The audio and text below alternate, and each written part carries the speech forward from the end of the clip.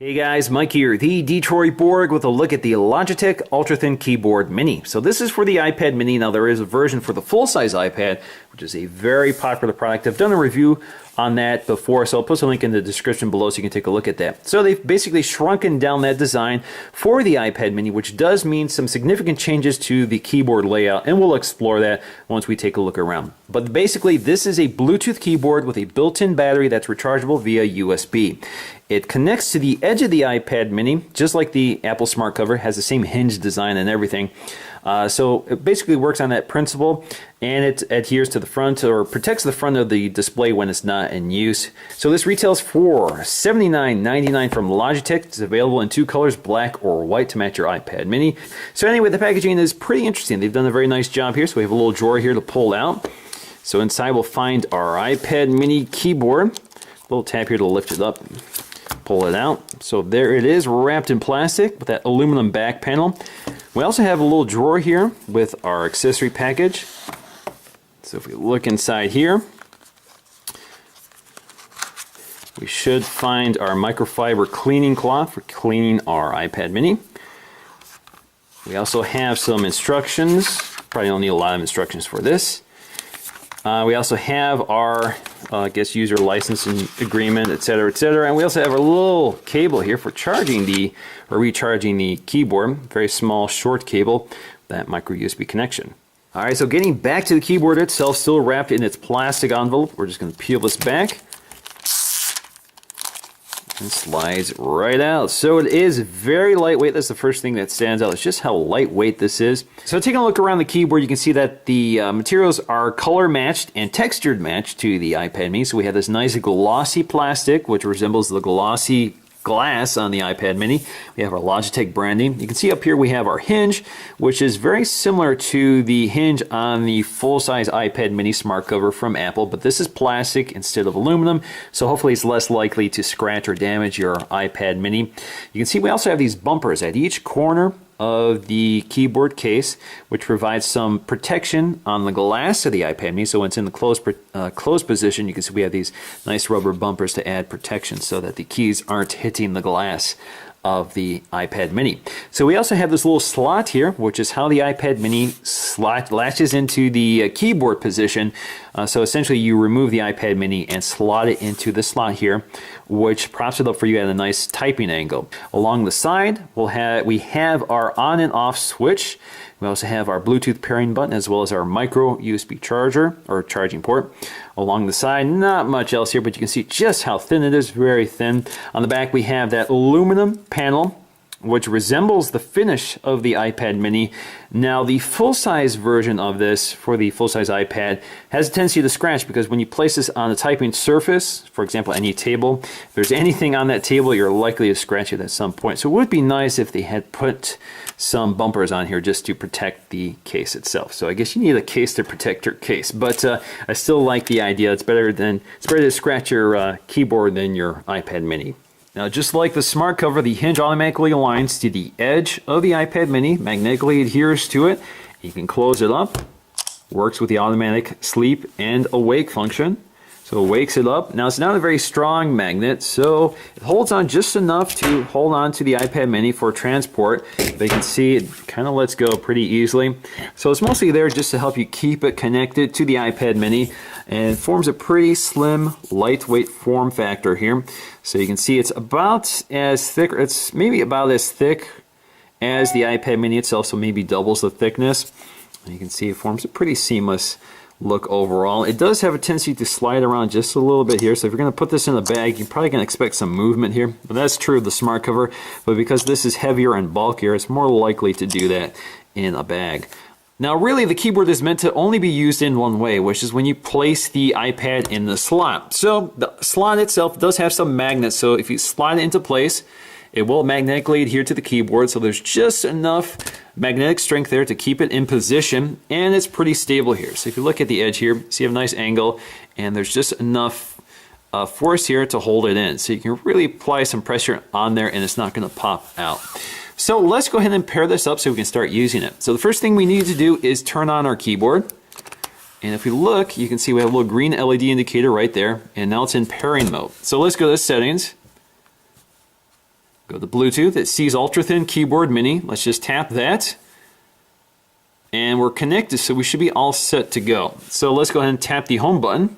Takes us to the home screen, so we know we're good. All right, now let's take a look at the keyboard itself. Now, just to give you an idea of how much smaller this keyboard is compared to a standard keyboard, here is the full-size Bluetooth Apple keyboard. So you can see that the buttons are bigger, they're more widely spaced, and you can see that there are more of them. So the iPad minis had to basically add a third function to a lot of keys in order to make it all work.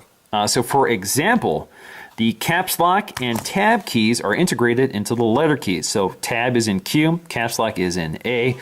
We also have fewer function keys down here. So we have our function, option, command key, and the only control key is to the right of the space bar. We also have a relocation of the tilde key here, which is now integrated. Those punctuation points are now integrated into the brackets key up here. Again, you use the function key in order to use any of those. That's something you have to get used to, especially if you use those items frequently. Now up here we have all of our designated or dedicated iPad function keys, of course, which are also integrated with the standard number and punctuation keys. So for example, we have our home button, which is a designated button here. So it works just like the home button. You can double tap it to launch your launcher. You can tap it twice to get to your search, and you can hold it to get to Siri. But Logitech has done a few other things up here. So we have our lock button here. So if you hit the function key, hold the function keys down and hit lock, locks the screen. You can also wake it up as well. You just have to slide to unlock. We also have a Siri button, a designated Siri button or dedicated Siri button. So again, you just hold the function key and hit that. Brings up Siri, so we have Siri up here next to the home button. We also have search, which works again just like double tapping the home button. Let me zoom out here so you can take a look at what I'm doing here. So if you hit that, it takes you to search. Let's go to the keyboard. So we can invoke the virtual keyboard just by tapping this. So if you want to use the virtual keyboard instead of this keyboard, you have that option, but of course you can use both at the same time as long as they're connected. We also have our picture frame mode, which takes us to that picture frame functionality we're familiar with. We also have our media control keys up here for reverse, play, pause, forward. We also have our volume controls here. So again, function to control those.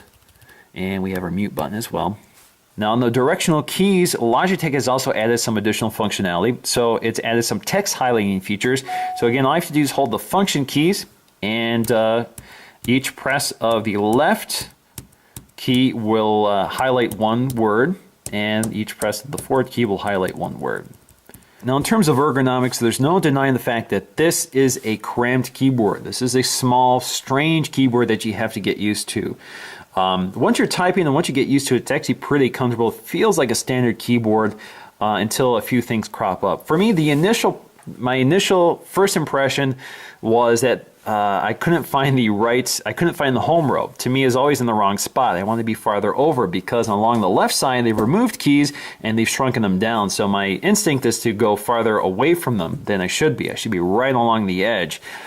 So I'm always searching for the home key indicators here along the F and J keys to make sure I'm in the right orientation. Now once I do that, I'm good, but there's always this initial problem every time I go to type where I'm in the wrong spot. The other thing is they've shrunken down the shift key, so I'm constantly hitting the edge of the keyboard. There's a raised lip along the edge of the keyboard, so it's always getting in my way as my notifications go off here.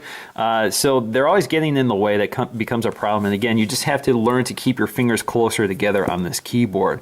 The other thing is the delete key. So we have a very tiny delete key. We have a very large traditional delete key. And we exchange it for this tiny delete key in the function row, which is kind of a strange position. I don't have a big issue with that. I seem to hit it in the right spot most of the time, but it just seems to be a little too small. But for me, the biggest issue is just learning to orientate toward the left and using those smaller shift keys near the raised lip. So let's go ahead and type, and just to show you, so I'm just going to make sure I'm in the right orientation here, hold the shift key. See, I missed the shift key.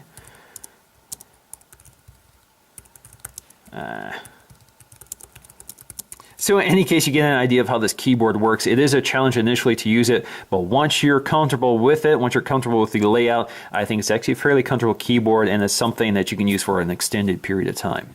Now, in case you're wondering, this keyboard will actually work with some cases, although it's not really designed to work. So there's some, iffy things to consider here. So, for example, I have my Switch Easy Cover Buddy here, which is a case I use with. It's designed specifically for the smart cover, which works perfectly. This is something I've been using.